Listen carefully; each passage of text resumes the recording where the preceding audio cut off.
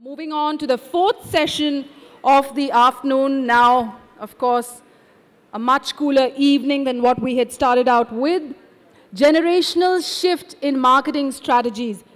I remember marketing strategies used to talk about moments of truth. The other day I was hosting one of the OH conferences and I learned a new lingo, which is the WTF moment.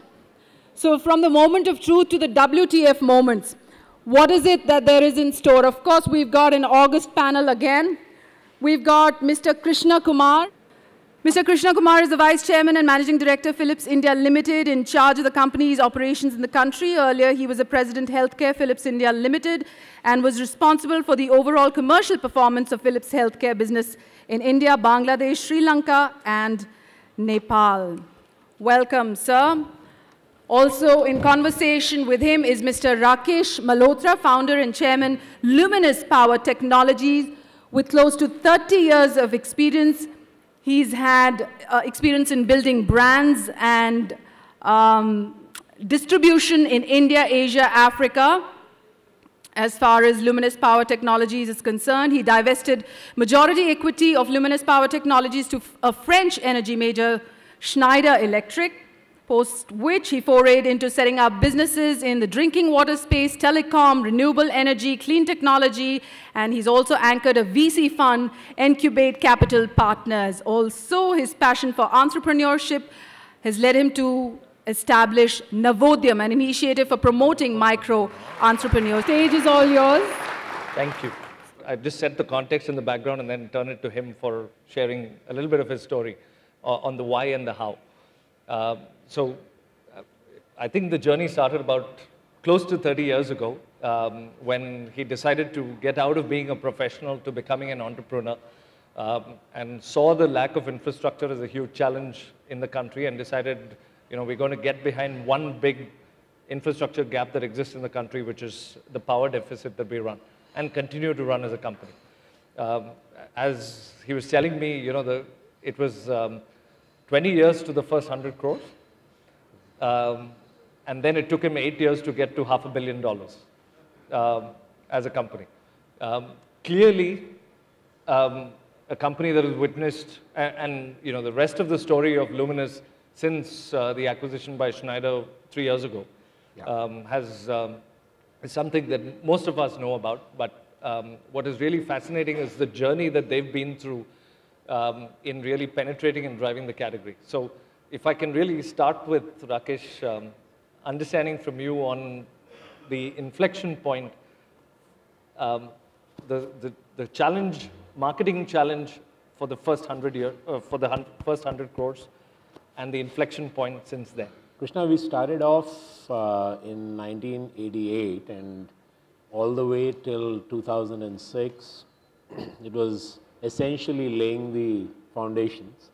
And it is pre-liberalization era, pre-millennials era, and a lot of the environment towards entrepreneurship was not as good as what it is today.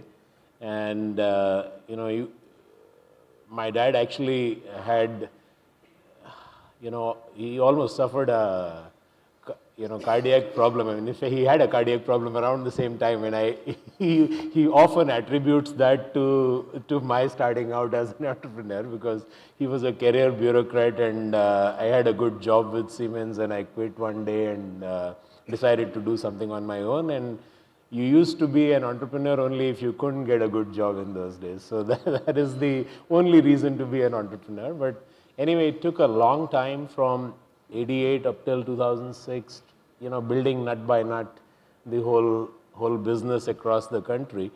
But somewhere around the 2002-03 time frame, the whole tolerance to deficit, I think, changed amongst consumers completely.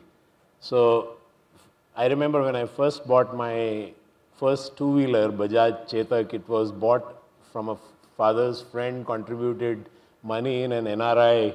He was an NRI, and there was a low waiting period if you bought a scooter as an NRI.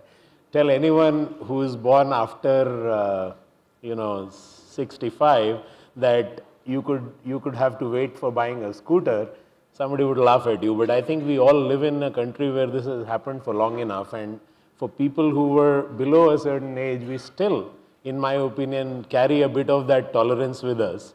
And I saw that the foundation that we had built from 88 up till 2006 really helped take off. The business was helped by by that foundation. But then really what the inflection was the change in consumer behavior. I mean, nobody wanted to suffer a power cut anymore.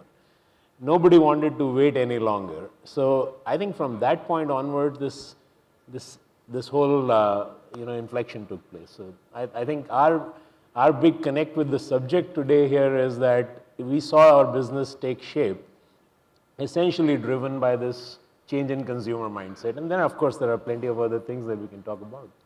So just to set the context for the audience, I mean, just dimensionalize the business as it is today. I mean, right. How much of it is residential? How much of it is not residential? Right. So in fact, during our conversation today, Krishna and I, we were talking about it, and I was quite surprised to know that Phillips globally is 70% B2B and 30% B2C business. And one would have thought Luminous would have been the other way around, but we are 75% B2C and only 25% B2B. So, perceptions can be different from the realities, but we are like about 75% residential, about 15% commercial and businesses, and another 10% is out of India. So it's largely exports. And your geographic mix of your business? So as I said, we are 90% in India, 10% in developing countries across Africa, Southeast Asia, a bit of Latin America. And inside India, we are, let's say 40% of our business is in metros and tier 1 and tier 2 towns. And 60% is actually tier 3 downwards.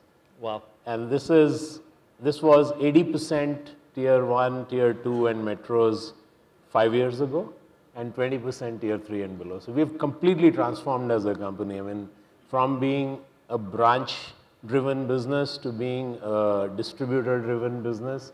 So the whole structure has been evolving on a daily basis.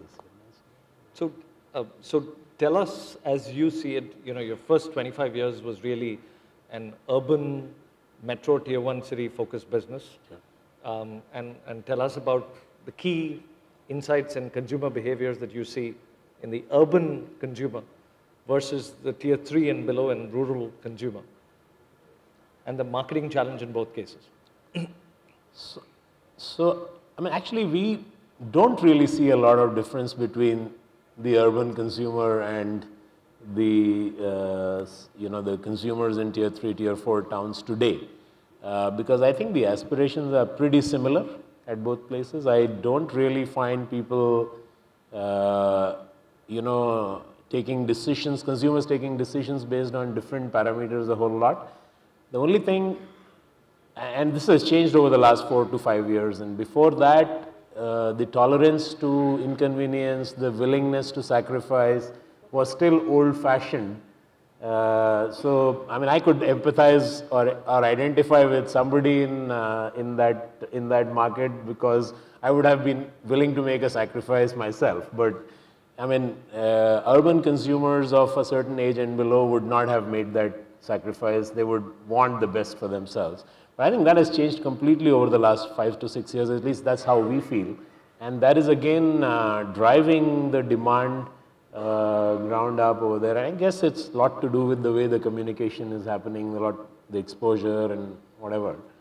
I mean, I'm not great with social media, but I see everyone else around me very well connected with social media. So I think the whole unification of the marketplace, I guess, is happening very rapidly. And is there, one of the conversations we were having with Prasenjit a short while ago was really the context of the generational shifts that Businessworld is also looking at in their marketing handbook. Right. Is there a generation that you're targeting as your prime focus in your urban as well as rural market? Yeah. So So I think we are in a very functional category, so to say. So our products are largely grudge purchases. So nobody really buys an inverter because he really wants to buy an inverter, or a water purifier for that matter. It's essentially in this space of grudge. I think you would probably be able to better throw a light on this because you're more in the aspirational space in the consumer's mind. But let's put it this way that. In general, we are finding that consumers respond essentially to value across India almost uniformly. So we are trying to appeal, because our product nature is in the area of grudge purchase and it's satisfying a deficit in some form. All the products that we do broadly are they satisfy a deficit in some form. We are trying to focus very hard on creating strong value propositions and appealing to that particular core need of an Indian consumer, which is, all that. I mean, I want aspirational stuff. I want the brand to be good. I want it to mean something to me beyond functionality. But at the end of the day, value is driving that. So we have been playing with that by focusing on very, very basic stuff like delivering good quality, delivering good service, making sure that the aesthetics appeal, I mean, the fundamental stuff. But I guess I'll leave the lifestyle piece to you a little bit to elaborate on. It's actually, it's fascinating that you bring that up. As we were discussing, Phillips in India also focuses on, we're a 55 odd percent B2C company and a 45% B2B company in India. Very different from how we are globally. We've morphed and changed from what's been traditionally known as a television and a light bulb company and a radio company that people know Philips to be for, to today being a globally, our largest business globally is actually our healthcare business, accounting for about 40 to 45% of our revenues, followed by a large lighting business, which is about 30 odd percent of our revenues, and a consumer lifestyle business for the remaining. So we are a company that straddles products across the entire generational spread, if you will. And therefore, I mean, at the one end, we make mother and child care products. So Philips owns a brand called Avent, which is everything from feeding bottles to a range of those products, through to kitchen appliances, to male grooming and beauty products, styling, through to, as you go further down the generations, to both conventional as well as digital and connected lighting for your homes, to lighting for retail, offices, and B2B settings, all the way through to a range of healthcare products, the MRI scanners we were talking about a short while ago, to CT scanners and so on. So it's a fairly wide range of products. We have a fair share of grudge products. Okay. So healthcare is not a pleasant purchase in general. And then we have our share of aspirational buys, right? So if you take a category, even as simple as male grooming and beauty, for example, it is, we deal with a category where, some of the insights we find in the 14 to 19, the first shaver TG, for example, where, to be clean shaven is to be mama's boy, right, in this generation. And we find core insights in the TG that, grooming and trimming is the new shaving. Very different from the traditional, if you will, in the later generations, as the marketeers call it, the Brahminical restraint that India has always stood for. In some senses, for a very long time, it has been substance over style, sure, which has kind of defined India, and the emphasis on education and substance over style and benefit maximization, gradually morphing to bringing more balance to style and design and elements like that as well in the newer generations. So very keenly, as we straddle multiple businesses, we are actually a composite of 21 businesses underlying the three sectors. We see that more than just the generational divide, it's more, there are unique consumer TGs that we target in each business, and no one business is actually similar to the other in terms of the buying behavior. So it's a unique mix of categories that we play in today, which is very different from also the Phillips of yesterday as well. So another interesting question I've been thinking of asking you is about your brand ambassador. Recently, we've been seeing all these Ranbir Kapoor's lit up commercials, if you like. So how has that been working for you? It's been, for a company like Philips, which is known for solidity, innovation, whatever else, how did Ranbir Kapoor fit into the story? By that he means versus Sachin Tendulkar for Luminous. No, so that kind of defines, right? Aspirational versus solid and reliable. Well, I mean, it's more to do with also the TG and what they are looking for, right? So I mean, let's talk about style and substance as a core marketing theme, for example, right? A lot of lighting, for example, if you take lighting as a category, was purely functional for the most part, right? I mean, you put in a GLS or a tube light and nothing around it, and when many of us were growing up, that was the norm. Today, the shift we are seeing, even in residential lighting, which is similar to your category, is actually 40% of our entire lighting market is residential lighting. We're actually seeing a big shift towards decorative lighting. And the emphasis on not just on sheer substance of throwing light, but also on style and how it can make me express myself. As a consumer, and there are different levels of a statement that you can actually make with something as simple as lighting. And with LED as a technology and the power of what light can do, we're seeing the opportunity that really lighting can express a dynamic state as well. And too much about lighting, but really coming back to your question about the connect, essentially what we're seeing is, I mean, we're looking for an ambassador who also represents that dynamism of that new India, which, of course, comes from the tradition of India, comes from a lineage and a family that represents the tradition of India and has been an integral part of India, and also represents the opportunity of the tomorrow, right? And that aspiration of that new India and that young India, which is dynamic, has a little bit of mischief in it, but also, comes from, rootings in tradition, etc., and so on. And we just felt that Philips has been in India for 83 years as a company. And really, as we morph into, and we're constantly evolving as a company as well, right? And as we build into the new India in many of the categories which are actually morphing as well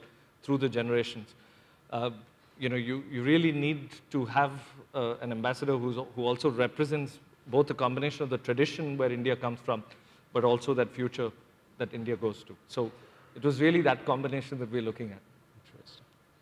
In fact, as you talk about this style and substance, from substance over style to style and substance, I think I can kind of draw one interesting piece from our business in the water space. So we got into the water purification business about a couple of years back, just under 2 years, and when we were looking to get into that space, it's pretty crowded, very well established, couple of leading players who have been around a long time, high recall. So everything that a new entrant would dread was our challenge there, because you're getting into a space which is referral driven. Yeah. You buy a water purifier because someone else who bought it feels safe and good about it and so on.